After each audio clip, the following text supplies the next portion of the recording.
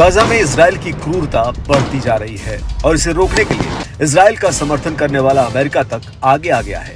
America के अलावा कई अन्य देश और विश्वविद्यालयों में पढ़ने वाले स्टूडेंट्स अपना अपना विरोध जता रहे हैं।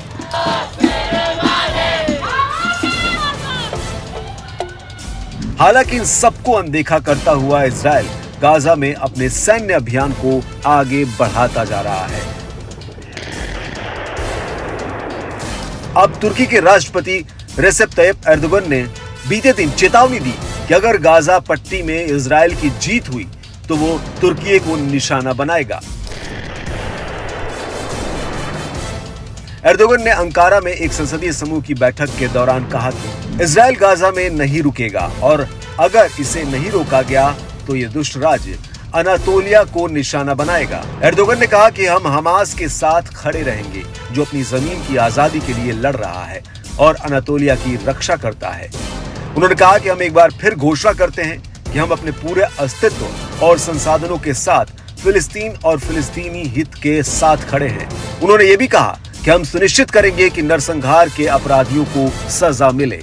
आपको बता दें कि पिछले कई महीनों से तुर्की के राष्ट्रपति गाजा में जारी नरसंहार को लेकर इजरायली अधिकारियों की कड़ी आलोचना कर चुके हैं। हालांकि इसके बाद भी अंकारा को इजराइल के साथ अपने व्यापार संबंधों को खत्म करने में 6 महीने से अधिक का समय लग गया।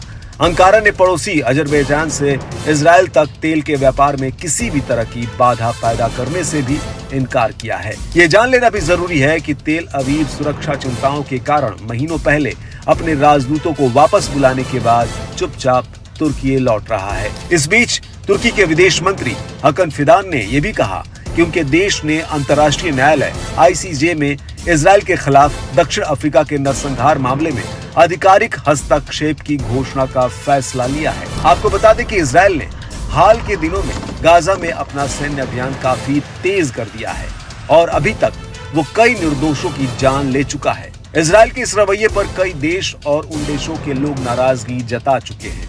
यहाँ तक कि उसे सैन्य हथियार देने वाला देश अमेरिका तक उसे चेतावनी दे चुका है कि अगर वो गाजा में नरसंहार करता है तो वो उसकी मदद बंद कर देगा। इसके बाद भी इजराइल मानने को तैयार नहीं है।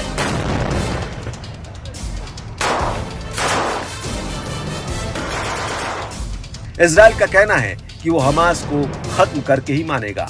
हालांकि हमास भी अकेला नहीं है, उसे भी हिजबुल्लाह और हूती का भरपूर साथ मिल रहा है।